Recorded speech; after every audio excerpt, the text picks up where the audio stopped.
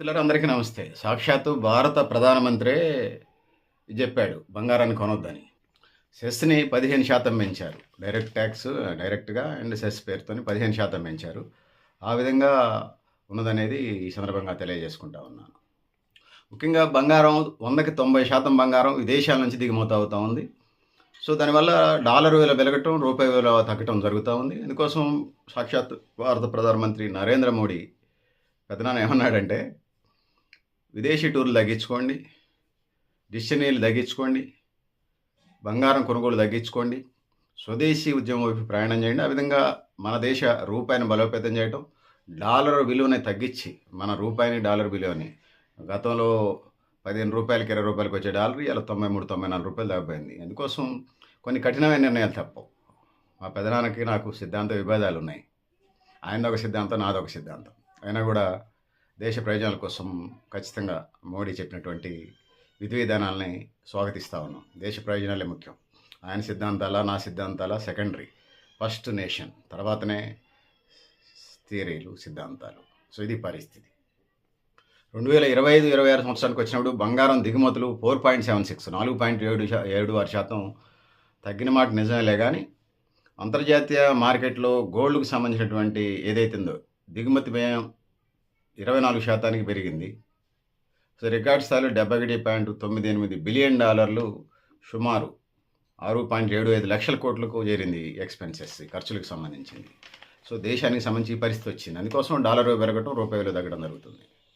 ఇక బంగారం కొనుగోలుకు సంబంధించి కొనటాలు, అమ్మటాలు ఏమున్నా కూడా విదేశాలకు సంబంధించి వచ్చినప్పుడు డాలర్‌ని కొలమానంగా తీసుకొని అమ్మటం, కొనడం జరుగుతుంది. అందుకోసం మరింత పడిపోయే అవకాశం ఉంది కాబట్టి అందుకోసం కొంచెం కఠినమైన నిర్ణయమే అయినా తప్పట్లేదు. ఆ విధంగా ముందుకు పోవాల్సిన అవసరం ఉందనేది తెలియజేసుకుంటున్నాను. సో, అందుకోసం 15% సెస్‌లో బేసిక్ కస్టమ్ డ్యూటీని 10%, అగ్రికల్చర్ ఇన్‌ఫ్రాస్ట్రక్చర్ డెవలప్‌మెంట్ సెస్‌కి 5% ట్యాక్స్‌ని పెంచడం జరిగింది. ఇది 15%గా చేరిందని చెప్పొచ్చు. 2024 బడ్జెట్‌లో ట్యాక్స్ 6% ఉండేది. 2024లో ట్యాక్స్ 6% ఉన్నది. 2026లో దేశ ఆర్థిక పరిస్థితుల రీత్యా 15%కి పెరిగిందనేది మనం చెప్పొచ్చు. సో, ఇట్లాంటి పరిస్థితులు వస్తూ ఉంటుంటాయి. గతంలో 6% ఉన్నప్పుడు 1,00,000 విలువైనటువంటి బంగారం 6,000 పన్ను ఉండేది. ఇప్పుడు అది 15,000కి వచ్చింది. డైరెక్ట్‌గా 9,000 అదనపు భారం పడ్డట్టుగా మనకు అర్థమవుతా ఉంది. అంటే దేశీయ మార్కెట్‌లో 10 గ్రాముల బంగారం ధర సుమారు 14,000 పెరిగినట్టుగా మనకు అర్థమవుతా ఉంది. ఇక మధ్యతరగతి వివాహాల్లో కనీసం 10 తులాలు అంటే 100 గ్రాములు బంగారం కొనుక్కుంటారు. సో, అది పరిస్థితి. 100 గ్రాములు బంగారం కొనుక్కుంటే ఏమవుతుందనే దానికి సంబంధించి నాకు తెలుసు. మంగళసూత్రానికో, పుస్తెలకో వీటికి సంబంధించి కొంటారు. సో, అందుకోసం ఈ పరిస్థితులన్నీ ఉన్నాయి. సో, ఇట్లాంటి పరిస్థితుల నుంచి ఇప్పుడు పెరిగిన 15%, 3% సుంకం, 3% జీఎస్టీ కలుపుకుంటే పన్నుల రూపంలో వినియోగదారుడు 1,45,800 కట్టాల్సిన పరిస్థితి వస్తుంది. ప్రస్తుతం మార్కెట్‌లో 24 క్యారెట్ల బంగారం 1,63,000 ఉంది.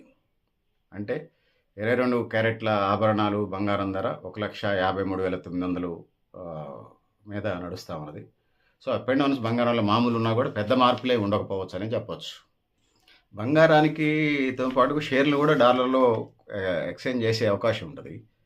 కానీ షేర్లు కొద్దిగా టైం పడతది ఎక్స్‌చేంజ్ చేసుకోవడానికి. అర్ధరాత్రి ఏదన్నా ఆపద, కష్టం వచ్చిందనుకోండి, బంగారాన్ని తాకట్టు పెట్టి డబ్బులు తెచ్చుకుంటారు. దానికంత ప్రయారిటీ ఉంటది. ఏ రూపంలోనైనా చెక్కులు, బాండ్లు, షేర్లు, బాండ్లు, సావరీన్‌లు, గోంగూర ఇవన్నీ. వీటినన్నిటిని పోల్చినప్పుడు గ్రామీణ ప్రాంతాల్లో వీటికి తగిన ప్రాధాన్యత ఉంది బంగారానికి. అందుకోసమే ఈ పరిస్థితులు ఉన్నాయనేది చెప్పక తప్పదు. బంగారం ఒక బిజినెస్ అని, దాని మీద ప్రభుత్వం పెద్ద సైన్స్ అండ్ టెక్నాలజీ దాని మీద అప్లై కాదని, అట్లా మధ్యతరగతి పేదలు కొనుక్కునే దాని మీద ట్యాక్స్‌లు పెట్టడం ఎంత మటుకు సబబని.